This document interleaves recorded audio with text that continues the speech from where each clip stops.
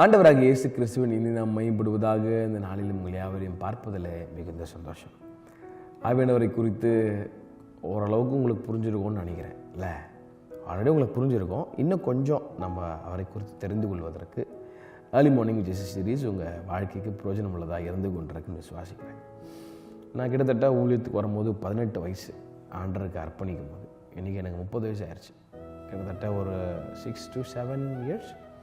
ஆனால் இந்த 7 வருஷத்தில் நான் உட்கார ஒரு நாள் ஃபீல் பண்ணேன், சரி அந்த 7 வருஷத்தில் ஆவியானவரை குறித்து நம்ம முதல்ல தெரிஞ்சு கொள்ளாமல் போயிட்டோமே. இந்த ரீசெண்ட் ஒரு 3-4 இயர்ஸாக தான் ஆவியானவர்னா யார், அவர் கேரக்டர்னா எப்படி இருக்கும், அவர் எப்படிப்பட்டவர் என்றதை இன்னும் கூட ஃபுல்லாக அறிஞ்சு கொள்ளலை. கொஞ்சம் கொஞ்சமாக நானும் கற்றுக்கொண்டிருக்கிறேன். ஆவியானவர் திரும்ப தரார். ஆனால் trust me, is the most beautiful genuine friend that I ever God in my life. அது சொல்லும் போதே வார்த்தையில் விவரிக்க முடியாத அளவிற்கு ஒரு சந்தோஷத்தை என்னால் உணர முடிகிறேன். இந்த ரீசெண்டாக 3-4 இயர்ஸ் ஆவியானவர் இந்த மினிஸ்ட்ரி லைன்லேயும் பார்க்க முடியுது, பாடல்கள் ஊழியங்கள்லையும் பார்க்க முடியுது, நார்மல் ட்ராவல் பண்ணும்போது அவர் எப்படிப்பட்டவர்னு பார்க்க முடியுது. நேற்று கூட உட்காந்துட்டு ஒரு ஸ்விக்கியில் ஒரு காரியத்தை ஆர்டர் பண்ணிவிட்டு கேஷ் என்கிட்ட இருந்துச்சு.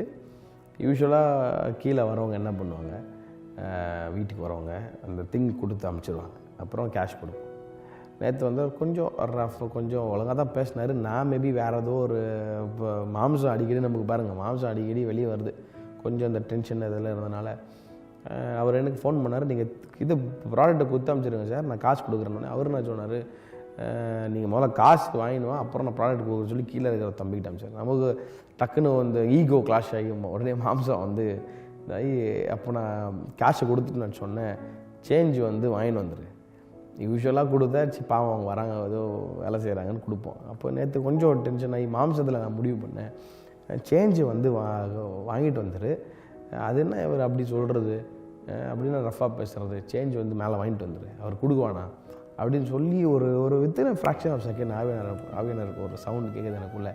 என்ன ஆவிப்பா எனக்கு உங்களுக்குள்ளே இருக்குது, ஜீசஸ் அப்படியா பிஹேவ் பண்ணுவார் அப்படின்னு உடனே அந்த போனவனை கூப்பிட்டு நான் சொன்னேன், டே காசுலாம் வாங்காத, கொடுத்து அனுப்பிச்சிடு, அவர்கிட்ட கொடுத்துரு. பாருங்கள், நம்மளை ஆவியானவர் நம்ம டியூன் பண்ணுறார், ட்ரெயின் பண்ணுறார். Is so precious, is very precious. அவரை குறித்து நீங்கள் கேள்விப்பட்டு அவரோடு நடக்க நீங்கள் பழகி கொள்வீர்கள்னால் உங்கள் வாழ்க்கை ரொம்ப ஃபேமஸாக இருக்கணும் அவசியமே இல்லைங்க. உங்களுக்கு காரு பங்களா வீட்டில் இருக்கணும் அவசியமே இல்லைங்க. அதனால் அதையும் தரமாட்டார்னு சொல்ல, அதையும் தருவார். ஆனால் இது எல்லாத்துக்கும் மேலே சத்தியாவியாகி அவர் உங்களோடு இருப்பார். ஆனால் உங்களை ரொம்ப அழகாக you will enjoy having a journey with him. ஆமாம், trust me, you will enjoy the journey with him. அப்போ இன்றைக்கி என்ன பார்க்க போகிறோம், இந்த ஆவியானவர் எப்படிப்பட்டவர். முதல் நாள் பார்த்தோம், இஸ் அ பர்சன். ஏன் பர்சனு, அவர் பேசுகிறவர் பார்த்தோம். இன்றைக்கி அவருடைய இன்னொரு கேரக்டர் ஒன்று இருக்குது, அதை நான் உங்களுக்கு சொல்கிறேன். அவர் சாட்சி கொடுக்குறவர், அதுக்குதான் இ டெஸ்டிஃபைஸ். எங்கே சாட்சி கொடுப்பார் சார் அப்படின்னு கேட்டிங்கன்னா, பாருங்கள், யோவான் 15ஆம் அதிகாரம், ஜான் சாப்டர் 15 கடைசி வசனம் நான் உங்களுக்கு சொல்கிறேன். பிதாவினிடத்திலிருந்து நான் உங்களுக்கு அனுப்ப போகிறவரும் பிதாவினிடத்திலிருந்து புறப்படுகிறவரும் ஆகிய சத்திய ஆவியான தேற்றரவாளன் வரும்பொழுது அவர் என்னை குறித்து சாட்சி கொடுப்பார். ஜீசஸை குறித்து சாட்சி கொடுப்பார். பெனின் அவருடைய புஸ்தகத்தில் ஒரு காரியத்தை வாசிக்கும் போது, whenever the Holy Spirit comes inside your room, he invites Jesus. எப்போலாம் ஆவியானவர் வராரோ அவர் இயேசுவை கூப்பிட்டு வரார். ரொம்ப அழகாக இருக்குல்ல.